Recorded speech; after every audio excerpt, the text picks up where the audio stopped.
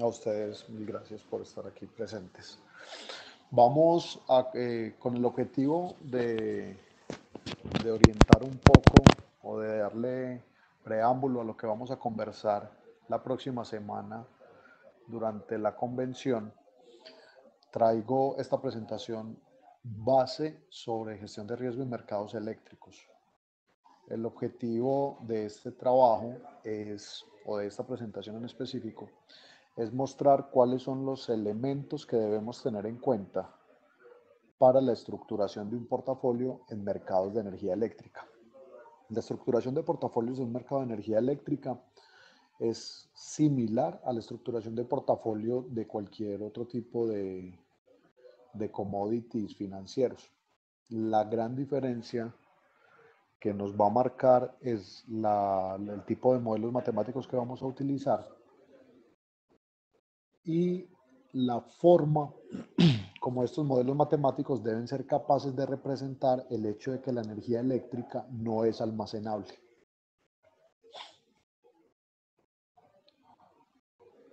Las estrategias de cobertura o la formación de portafolios tienen sentido por el hecho de la diversificación.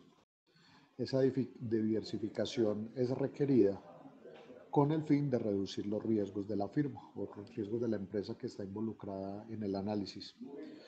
Como riesgos de la firma, los podemos separar entre riesgo sistemático y riesgo idiosincrático. El riesgo sistemático obedecerá a todos esos factores comunes de todas las empresas que pertenecen al mercado en cuestión. Un riesgo sistemático puede ser el precio de la energía, un riesgo sistemático puede ser la regulación del mercado, un riesgo sistemático puede ser la capacidad de proveer o no inversión extranjera o nuevas inversiones a los proyectos. Un riesgo idiosincrático vendrá dado por las características propias de la empresa. Hablando de una empresa en general, podemos hablar de la administración de la deuda, los niveles de apalancamiento que la empresa está teniendo o el riesgo de la estrategia. O sea, si bien una empresa en particular está en el mismo entorno de las demás, el riesgo de leer mal el mercado y fallar en la aplicación de la estrategia o en la formulación de la estrategia lo llevaría a un riesgo idiosincrático. Para un mercado eléctrico en particular, el riesgo idiosincrático puede estar muy marcado por la posición de la gente. La posición de la gente, suponiendo que es un agente generador, va a estar muy marcado por la posibilidad de generar energía eléctrica. Esa posibilidad de generar energía eléctrica pues dependerá sustancialmente de la existencia de su fuente primaria de energía. En el caso de un hidráulico, de si efectivamente los ríos están aportando lo suficiente al embalse. En el caso de una planta carbón, pues que el insumo esté. En el caso de una planta gas, que efectivamente haya producción de gas natural y que el transporte se pueda definir. En el caso de un combustible líquido, que los camiones que deben llevar el diésel o que deben llevar el jet a la planta, pues efectivamente lo puedan entregar. En el caso del mercado eléctrico o en el caso del PIG de ese generador, entonces se nos entrecruzan los riesgos, porque finalmente el PIG de la empresa va a estar determinado, va a estar determinado por la multiplicación de una variable de riesgo sistemático con una variable de riesgo idiosincrático. Eso lo vamos a profundizar dos diapositivas adelante. El riesgo sistemático está en el precio spot o en el precio de bolsa de energía o en el precio del mercado al contado. Todas estas son sinónimos del mismo concepto. El riesgo idiosincrático, como les dije ahora, está dependiendo de la capacidad de esa planta de generar energía eléctrica. Cuando el P y el Q hay que multiplicarlos y sobre ambos hay incertidumbre y el uno es sistemático y el otro es idiosincrático, hay una entremezcla de, de factores que afectan directamente el PIG. Nuestro reto como, como administradores de un portafolio de energía eléctrica va a estar en lograr con instrumentos de mercado cubrir el efecto completo del riesgo idiosincrático y el riesgo sistemático. Cuando se define un proyecto energético, al igual que muchos otros proyectos, pues nosotros vamos a estar dependiendo de la capacidad de generación de, de recursos financieros del proyecto, lo que normalmente conocemos como el flujo de caja libre. Esos flujos de caja libre futuros van a estar apalancados por una inversión realizada hoy. Esa inversión realizada hoy va a tener tanto componente de deuda como componente de patrimonio. La componente de patrimonio sabemos que es del inversionista y es quien principalmente está asumiendo el riesgo de toda la inversión. Y la componente de deuda, pues es un dinero que sí o sí hay que pagar. El reto en los proyectos energéticos está en que el flujo de caja de todos los años a futuro es completamente aleatorio o por lo menos tiene una fuerte incertidumbre. Para dar una idea de los niveles de incertidumbre que hay en los flujos de caja de un mercado eléctrico, puedo hacer el ejemplo con la tasa de cambio peso-dólar. La tasa de cambio peso colombiano-dólar tiene una volatilidad aproximada del 2% mensual, mientras que el precio de bolsa de energía en Colombia o el precio spot de energía en Colombia tiene una volatilidad mensual del orden del 30%. Quiere decir que un portafolio o un flujo de caja futuro que dependa del spot de energía puede llegar a tener comparablemente 10 veces más riesgo que un portafolio que quede dependiendo de tasa de cambio. Ese es el problema, o al menos ese es el reto al que nos enfrentamos. Cómo desde un inicio somos capaces de asegurar el flujo de caja futuro de la compañía o al menos reducir la incertidumbre del flujo de caja futuro del proyecto y que así la inversión logre tener el retorno que estamos esperando. Y ese retorno que estamos esperando, pues va a ser una componente para pagar la deuda y otra componente para pagar el patrimonio. Ese flujo de caja futuro, al menos en componente de venta de energía, lo llamo PI. Y vamos a decir que PI es la transacción neta en mercado de energía. Existe un generador de energía, por ejemplo, tiene varios tipos de ingresos. Tiene un ingreso por cargo por confiabilidad o cargo por capacidad, que es un ingreso fijo. Puede tener unos ingresos adicionales por reducción de emisiones. Puede tener ingresos no operacionales.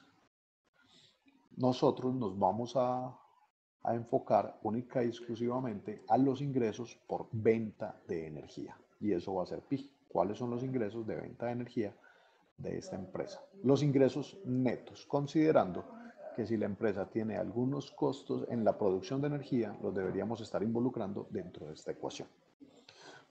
Para efectos de la estructuración del portafolio, me voy a permitir hacer esta separación que va a ser genérica. Y es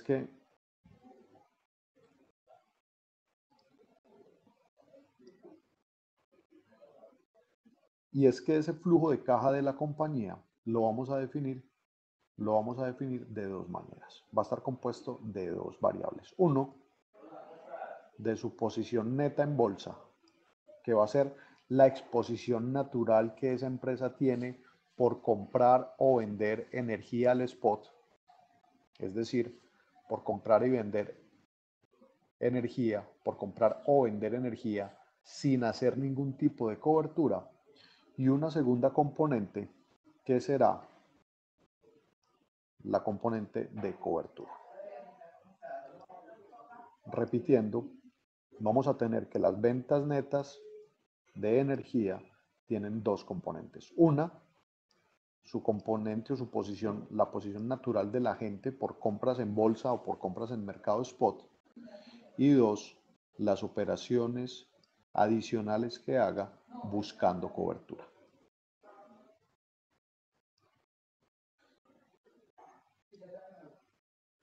¿Listo? Esta es la esencia o el principio de la administración del portafolio. Reconocer que hay una componente de riesgo que va a ser el fee de bolsa y hay una componente que debe reducir el riesgo de fee de bolsa, que lo vamos a llamar fee de cobertura. Y el resultado neto, va a ser la posición sobre el mercado. Voy a empezar a describir cada una de esas variables. Pi, que es las ventas netas de energía, vamos a considerar que es una variable aleatoria.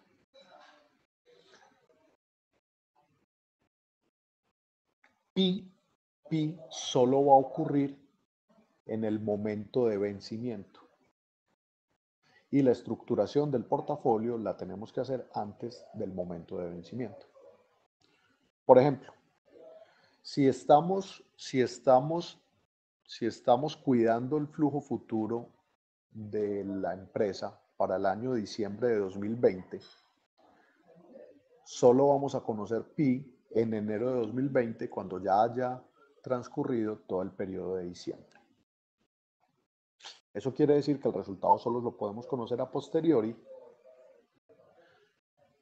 y por ser una variable aleatoria no bastará con decir, la quiero más grande o la quiero más pequeña. Listo. Lo que debemos decir sobre esa variable es cuál indicador es el que queremos más grande o cuál indicador es el que queremos más pequeño. Por ejemplo, queremos maximizar el valor esperado de pi o queremos maximizar el percentil 5 de pi o queremos que bajo ningún motivo pi pueda tomar un valor de referencia. La ecuación la tenemos genérica. Quiere decir que pi puede ser de compra o puede ser de venta. Si estamos analizando un portafolio de venta de energía, será común que deseemos maximizar estadísticos de pi, y si pi es compra de energía, es natural que queramos minimizar estadísticos de pi. Como se los comenté al inicio, y es bueno que hagamos énfasis en este punto, pi no obedece o no corresponde o no contiene ningún tipo de ingreso, que no sea venta de energía. Entonces no tiene ni cargos por capacidad, ni bonos por energías renovables, ni cualquier otro tipo de ingreso no operacional de la planta, que pueden también traer riesgos, pero no es del interés de este problema abordarlos. Fee de bolsa, que es el primer término, también es una variable aleatoria. Pero fee de bolsa, ¿de qué depende? Depende de la generación o de la cantidad más bien. Fee depende de la cantidad de energía y el precio de bolsa de energía para cada instante de tiempo. Si nuestro problema es diciembre de 2019, quiere decir que fee de bolsa van a ser las ventas de energía que se hacen a precio de bolsa en diciembre. Si es una compra, serían las compras de energía que se harían a precio de bolsa en diciembre de 2019. Fee de bolsa es la operación de día a día del proyecto. Solo se conoce cada día. Fee de bolsa se puede gestionar. Nosotros podemos definir la distribución de probabilidad o al menos gestionar el riesgo de fee de bolsa, pero no estructurando portafolios. El riesgo de fee de bolsa se puede definir o se puede gestionar al momento de seleccionar el proyecto. Me explico. Si estoy montando un proyecto a generación y yo quiero que la planta siempre genere, un proyecto hidráulico puede no cumplir ese requisito. Tal vez un proyecto a carbón, a boca de mina, podría cumplir con ese requisito. Pero no corresponde con el problema de estructuración del portafolio esa situación. Entonces, para efectos de esta presentación, vamos a considerar que fee de bolsa está dado y es una variable que no podemos modificar. ¿Listo? Entonces partimos del hecho de que FI de bolsa tiene una distribución de probabilidad. Esa distribución de probabilidad depende de la capacidad de generación de la planta y del precio y de los movimientos del precio de bolsa de energía. Pero sobre ella no podemos hacer nada. De ahí solo nos va a quedar hacer gestión sobre FI de cobertura. FI de bolsa va a tener inmersos el riesgo sistemático y el riesgo idiosincrático. El sistemático por el lado del precio de la energía y el idiosincrático por la capacidad de generación de la planta o las decisiones que día a día los operadores de la planta tomen sobre ella.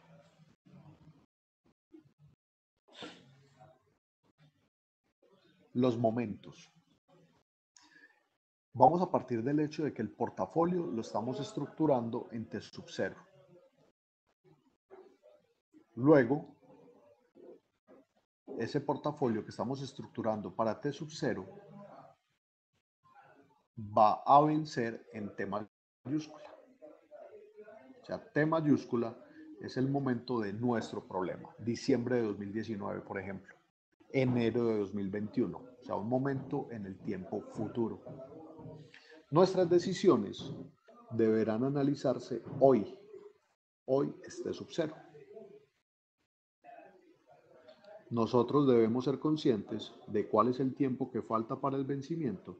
Ese tiempo que falta para el vencimiento lo vamos a llamar T minúscula, o sea, es cualquier periodo del tiempo entre T sub 0 y T mayúscula. Y el momento en que vamos a aplicar la operación de cobertura es tau. De aquí resulta entonces la formulación de la siguiente manera. Nosotros tendremos que asegurar un portafolio o asegurar unos resultados para T mayúscula. Los análisis para asegurar ese portafolio en T mayúscula los vamos a hacer en T sub 0. Y vamos a decir, con la estructuración del portafolio, cuáles son las operaciones que hay que hacer en FI de cobertura y en qué momento del tiempo hacerlas. El momento del tiempo en las que las vamos a hacer es tau.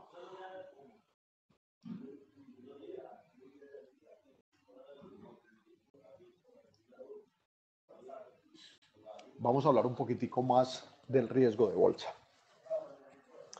El riesgo de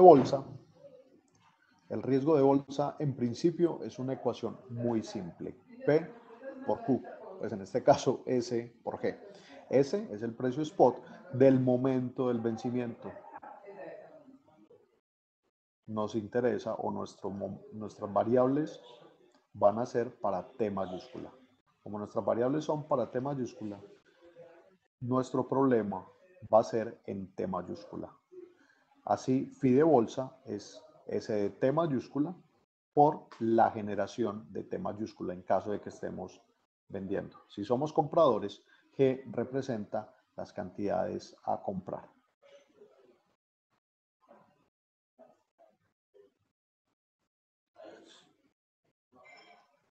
Elementos a tener en cuenta en esta distribución de probabilidad o en esta variable FI de bolsa.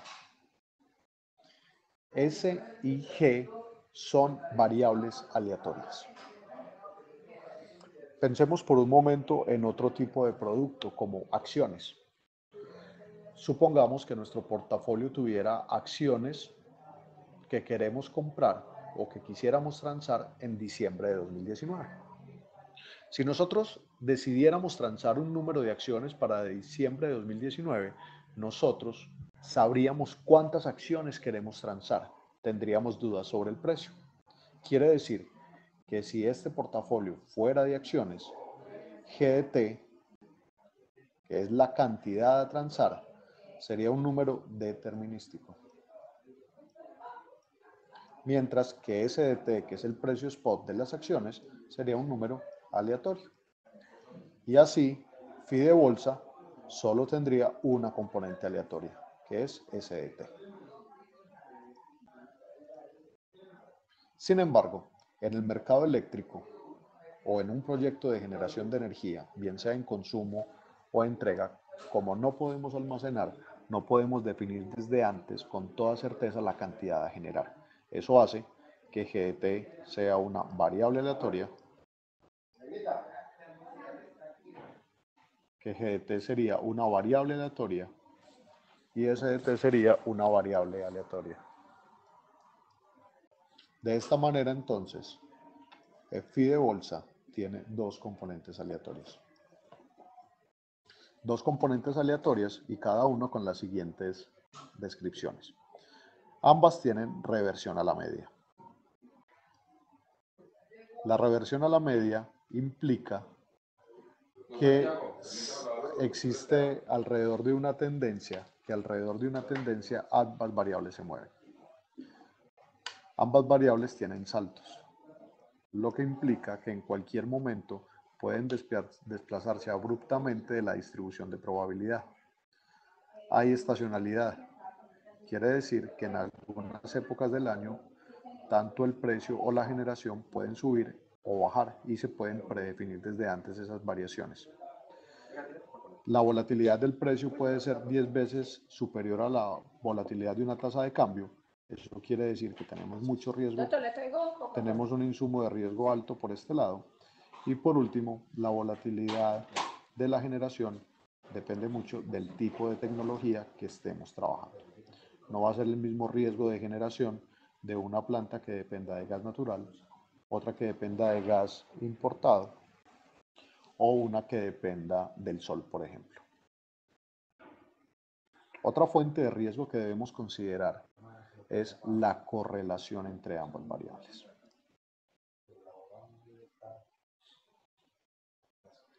Como ST y GDT se están multiplicando, esto implica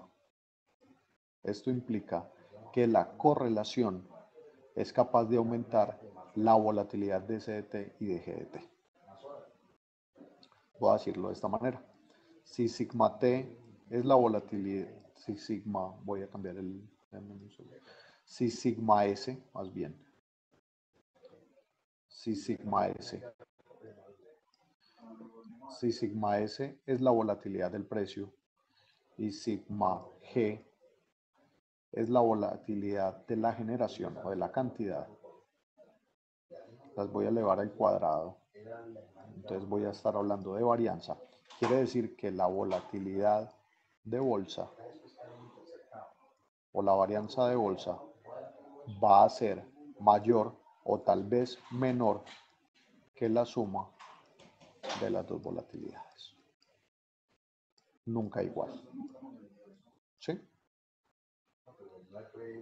Lo que hace que la volatilidad sea mayor o sea menor es la correlación. La correlación. Y esto es debido a que el problema de phi de bolsa corresponde o más bien phi de bolsa corresponde con la multiplicación de dos variables aleatorias. Si dos variables aleatorias se multiplican, la varianza conjunta de ellas no es igual a la suma de las dos, sino que nos va a dar o mayor o menor, dependiendo de la correlación.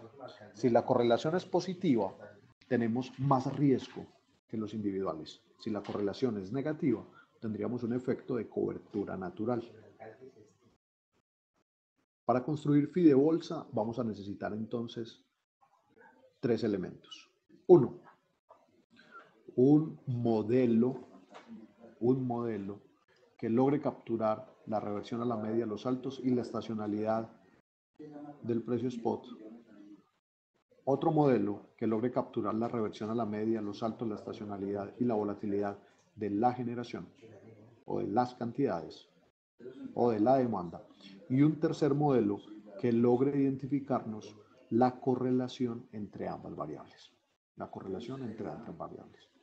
Ignorar la correlación de ST y de GDT puede ser incluso más perjudicial que ignorar algunos elementos de S o de G.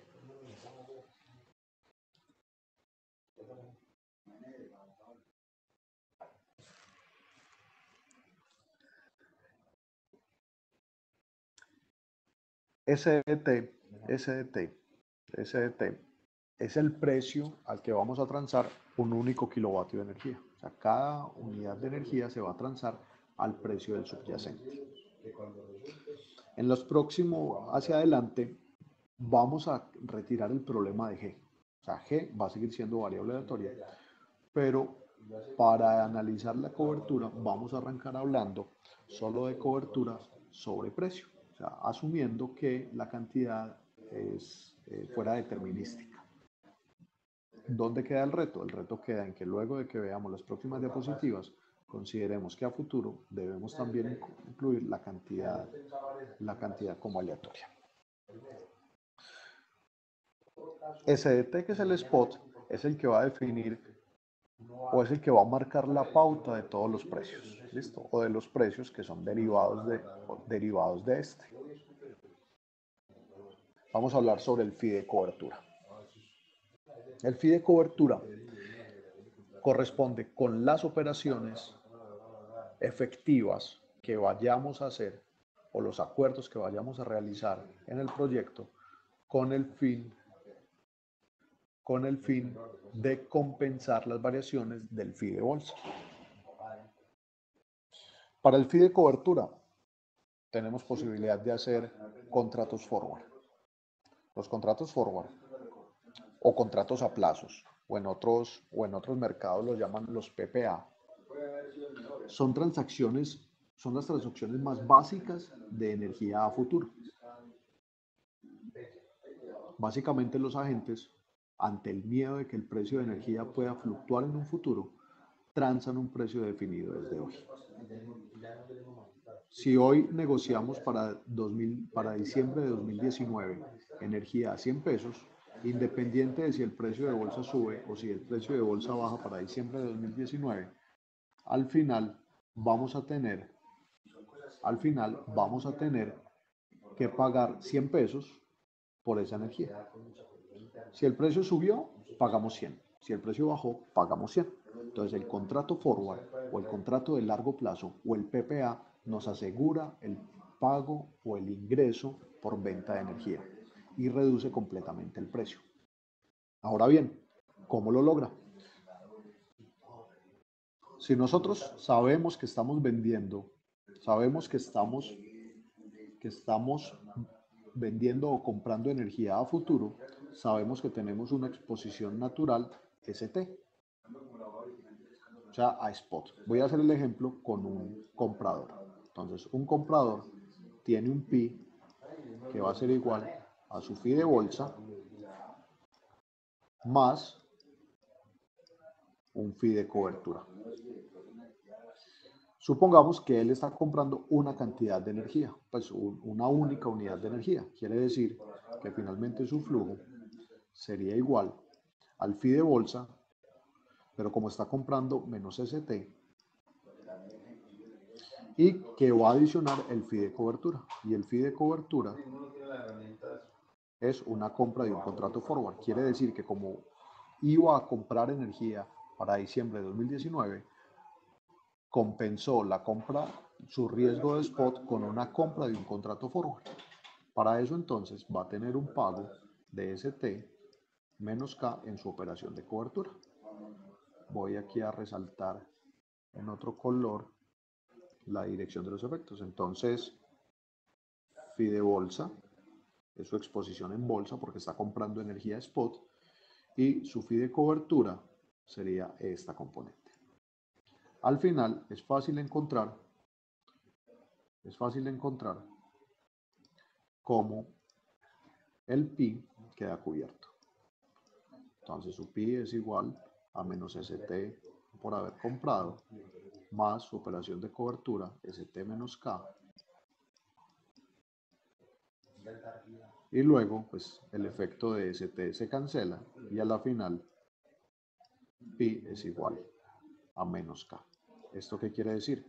Que desde hoy, cuando se transa un contrato forward, queda garantizado cuál va a ser el pago de la energía de este agente. Y es exactamente menos K. Ese menos K puede quedar definido incluso desde el momento T sub 0. Es decir, desde ya puede asegurar que el flujo completo, utilizando el phi de bolsa y el phi de cobertura, se convierta en una variable determinística, o en una variable aleatoria con varianza cero.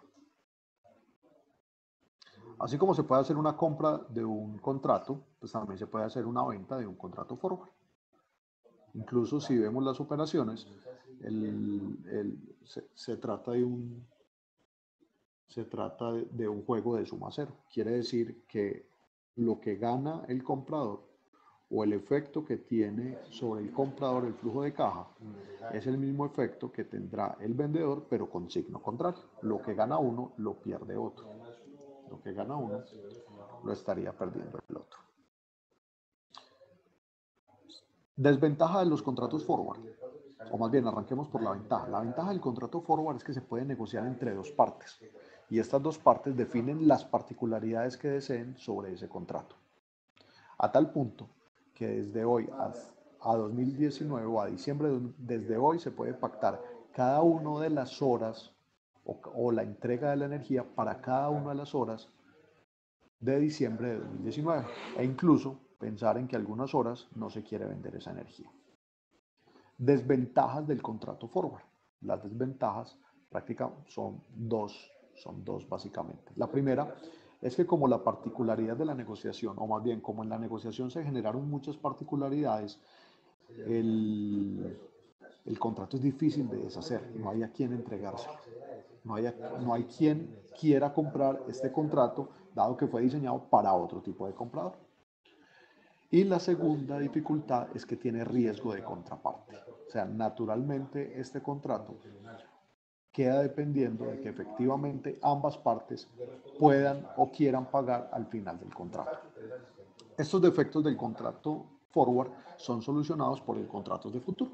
Un contrato de futuro es básicamente un contrato forward que tiene un contrato forward con cero riesgo de contraparte y que fue estandarizado. En el caso colombiano, los contratos de futuro sobre energía eléctrica se pueden transar en Derivex. Ventajas adicionales de los futuros de energía. Agentes que no están matriculados en mercados de energía pueden transarlos sin ningún problema. Entonces puede ser utilizado por cualquier tipo de inversionista. Las opciones call son otra forma de hacer operaciones en mercado eléctrico. Una opción call le da la posibilidad a quien la tiene de comprar la energía barata. La opción put le da la posibilidad al que la tiene de vender la energía cara. Una compra de una opción call. Una opción call tiene el PIG que tenemos abajo o logra esta operación de cobertura. ¿Qué condición tiene? No es lineal. Y si observamos la primera parte de la operación, solo tiene valores positivos. Quiere decir, quien que tiene una opción call en esta componente solo tiene ingresos positivos, porque en el peor de los casos esta ecuación nos va a dar cero. ¿Qué dice esta ecuación? Que si EST, quiere decir que si el spot es más grande que K, el agente gana dinero. El que tiene la opción gana dinero. Si ST es menor que K, el que tiene la opción no pierde dinero, porque si este número es negativo, la operación nos dará el cero. Como la primera componente de esta función es siempre positiva, existe una compensación. Quiere decir que quien tiene una opción call para poder obtener el beneficio de la primera parte de la ecuación debe pagar algo. Y este algo lo conocemos con el nombre de prima.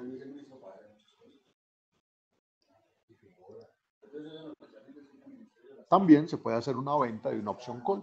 El resultado final de la venta de la opción call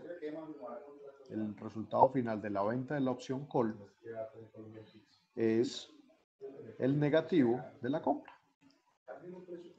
Quiere decir que quien vende una opción call tiene un ingreso fijo y por eso podrá ser interesado en venderla. Tendrá un ingreso fijo y tiene un egreso variable. Un egreso variable con riesgo. El riesgo de quien vende la opción es el mismo riesgo de quien compra la opción y con resultados negativos. O más bien con signos contrarios sobre el flujo de caja. Las opciones de venta put nos permiten siempre vender al precio más costoso. Entonces podemos vender al precio K, que es a un precio definido, o vender al spot. Igual que la opción call, la primera parte de la ecuación nos da siempre un resultado positivo. Este resultado positivo se va a dar cuando el precio spot sea menor que el precio de ejercicio o que el precio K. Y como la primera parte de la ecuación tiene solo beneficio positivo, entonces quien compra la opción deberá pagar una prima. Y lo llamamos una prima put. Caso contrario, estaría pasando para quien vende la opción put. Quien vende la opción put estaría interesado en venderla porque va a tener un ingreso fijo y un egreso que es aleatorio. Un egreso que es aleatorio.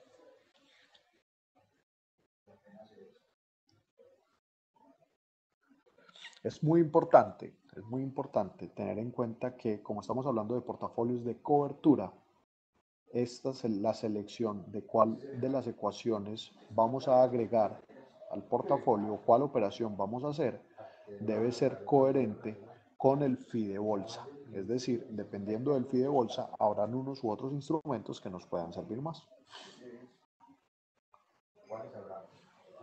Otro tipo de contratos que se utilizan en energía son los contratos de swap.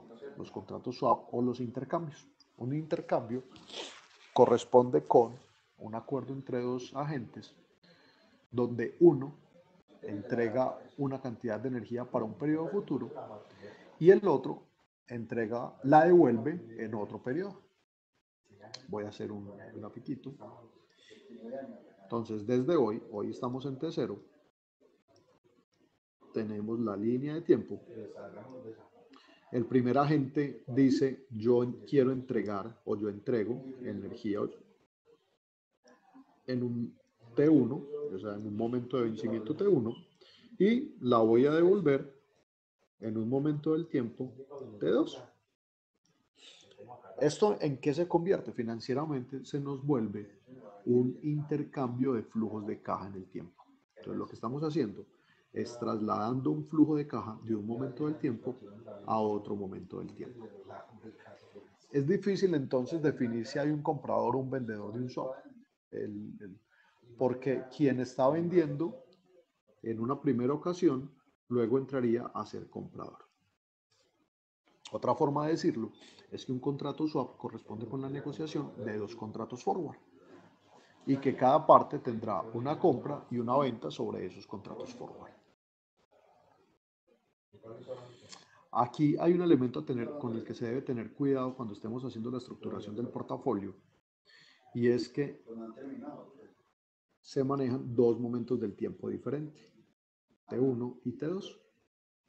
Muy posiblemente haya que considerar que durante este momento del tiempo hay una tasa de interés que está involucrada. Entonces no deberíamos hacer la suma directamente de los flujos de caja, sino considerar ese valor de dinero en el tiempo, que muy posiblemente en nuestros proyectos estará definido por el costo promedio de capital de la compañía o por el WACC.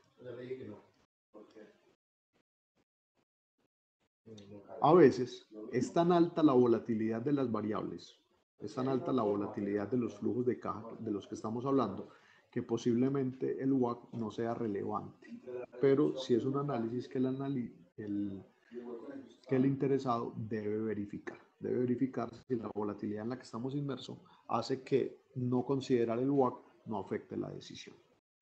En términos generales, por simplicidad, dejo la ecuación como una suma, pero recomiendo que siempre utilicemos el valor de dinero en el tiempo para hacer las operaciones.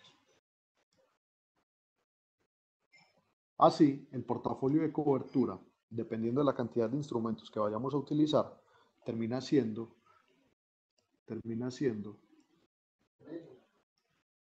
termina siendo un conjunto de posibilidades. Posiblemente dentro de esto tengamos o lo estemos componiendo de un contrato forward o de una cantidad de contratos forward. Y aquí tengamos el contrato forward 1 de compra o de venta, un contrato forward 2 de compra o de venta, queramos complementar con una opción call, de pronto un swap nos puede servir porque la planta la vamos a entrar en mantenimiento en un diciembre y queremos que nos devuelvan la energía en un noviembre. Y todos esos elementos van a entrar o son estos fees, todos estos fees. Cada uno de estos productos los vamos a transar en un momento T sub I. Entonces, el portafolio completo de cobertura para el momento del vencimiento T mayúscula será la suma de todos los PIG o de todos los pagos ocasionados en T mayúscula de cada uno de los contratos que se definieron en cada momento T sub I diferente. T sub I diferente o tau sub I diferente. En una línea de tiempo, hoy tenemos T sub 0. El problema lo estamos resolviendo para T mayúscula. Y desde hoy podemos hacer la recomendación de realizar varias transacciones. Entonces arrancar, por ejemplo, con un contrato forward, que lo estaríamos haciendo en este momento. Esto sería un TAO 1 para un forward 1. Luego podríamos estar sugiriendo un forward 2 en un TAO 2. Darnos cuenta que por las volatilidades del mercado es conveniente preparar la compra de una opción call 1 o la venta de una opción call 1 con TAO 3, etc. ¿Con qué quedamos? Con que la operación final o el resultado final de la cobertura va a ser el efecto del forward 1 transado en TAO 1 más el forward 2 transado en TAO 2 más la call 1 transado en TAO 3. Todo esto queda reflejado dentro de esta sumatoria. Y esta sumatoria es el objetivo de nuestra estructuración de portafolio.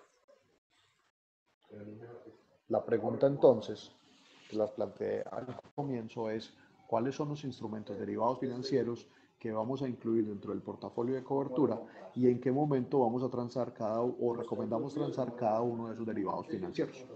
Adicionalmente, cuáles van a ser los parámetros que queremos, es decir, cuáles van a ser los parámetros de K o de precio forward en los contratos forward, cuáles van a ser el T1 y el T2, el momento inicial o el momento final en los contratos swaps, cuál es el precio de ejercicio de las opciones call, cuál es el precio de ejercicio de las opciones put y cuánto estamos dispuestos a pagar por primas. ¿Listo? Entonces el problema va teniendo bastantes grados de libertad.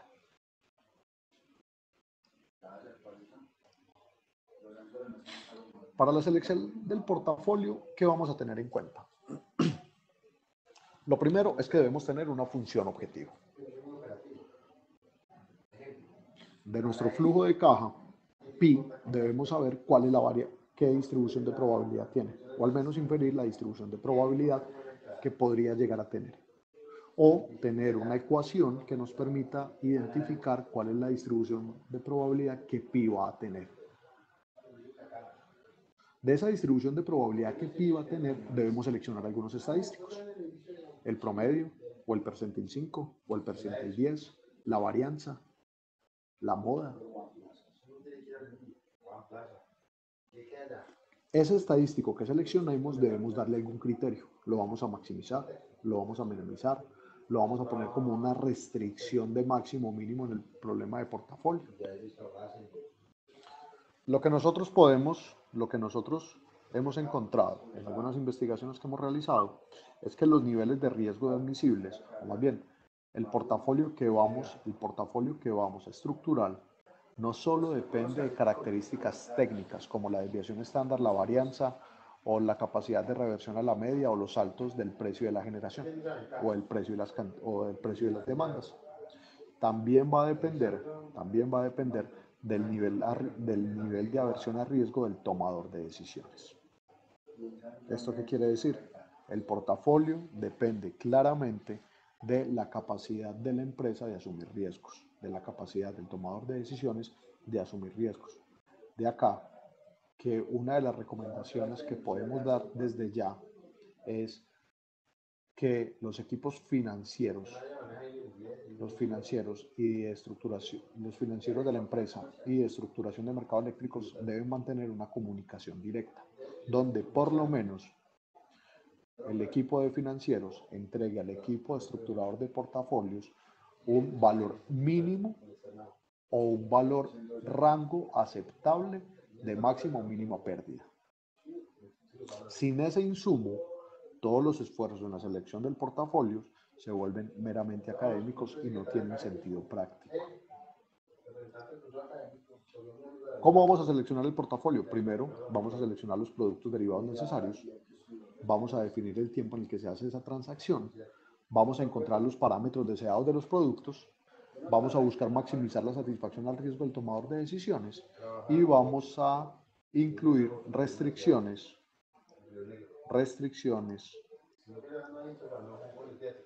sobre los niveles de riesgo aceptados.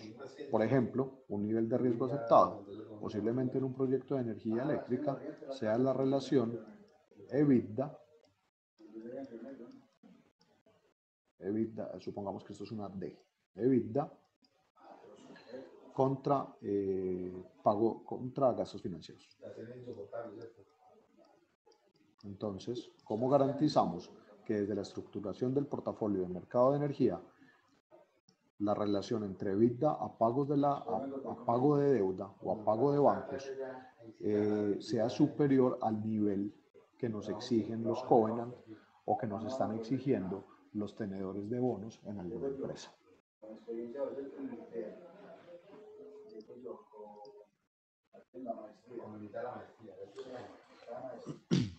Por aquí nos quedan otros minuticos, voy a mostrarles hasta dónde puede llegar el análisis con la solución del problema. En este cuadro, en esta gráfica, tengo el valor esperado sobre el eje Y y la varianza sobre el eje X de un portafolio PI de un agente que está vendiendo energía en spot y quiere hacer operaciones solo con contratos de largo plazo, es decir, solo con contratos forward. Este agente solo está utilizando contratos forward. Desde hoy podemos anticipar, y esto depende de la forma como se ha modelado el precio de bolsa y la generación, podemos anticipar que si la operación de cobertura se hace en el primer mes, esto es teniendo en cuenta que el momento final es dentro de 20 meses, voy a hacer una línea de tiempo abajo, tenemos a T sub 0, que es hoy, y tenemos un T mayúscula. Este T mayúscula es pasado 20 meses.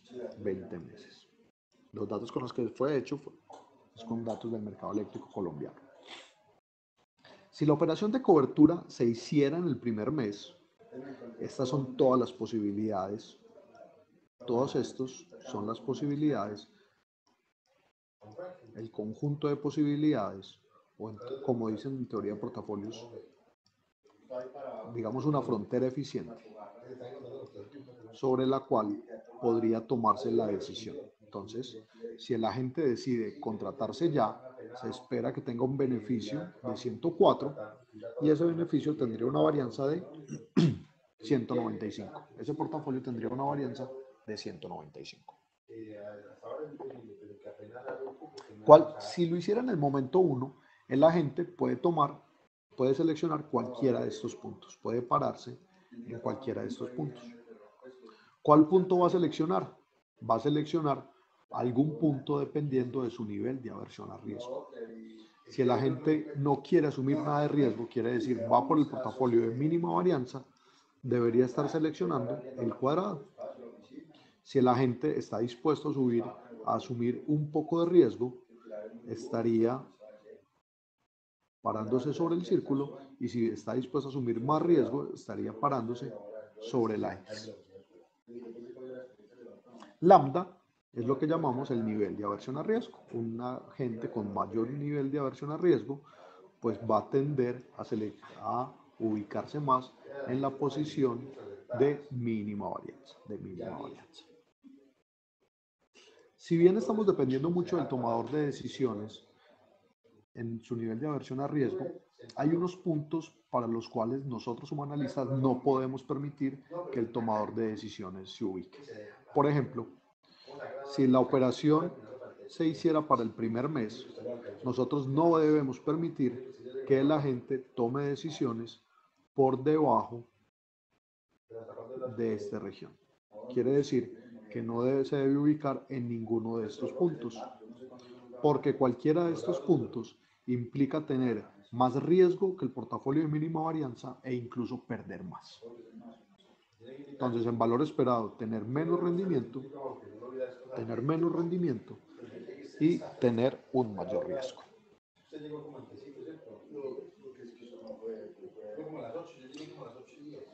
Luego tenemos Tau igual 5. ¿Qué pasaría si se esperara hasta 5? ¿Qué pasaría si se esperara hasta 10, hasta 15, hasta 17, 18 o hasta 19? Como ven, por las características de esta gráfica, por las características del problema analizado en particular, es preferible hacer la cobertura ya. Una cobertura ya permite que la empresa en valor esperado tenga mayor utilidad y un menor riesgo. Si la empresa decide postergar la operación de cobertura, vean que con el tiempo ya le será más difícil volver al 104 adicional. La forma de esta gráfica, de estas líneas, o sea, esta línea que va bajando con respecto al tiempo, depende de las características del mercado. O sea, no es obvio que siempre se vaya a tener esta forma en un mercado eléctrico. En un paper que tenemos publicado en Academia y que puede ser fácilmente consultado, entonces entregamos unas recomendaciones para Colombia de cuáles deberían ser los niveles de cobertura. Decimos entonces que si en función del riesgo que está pagando el mercado, si el problema de cobertura es a 6 meses, o sea, T mayúscula es dentro de 6 meses, o T mayúscula es dentro de un año, o T mayúscula es dentro de 2 años, si la volatilidad de la cantidad es del 5% o del 15% o del 20%, o sea, es un portafolio o es una planta de generación que tenga una volatilidad de generación del 5%, del 15%, del 20% y la correlación con el precio de bolsa sea de o más 30 o 15 o no haya o menos 15 o menos 30, vemos cuál es el porcentaje que deberían cubrir en contratos forward y el momento sugerido en el que esa cobertura se debería dar. Igual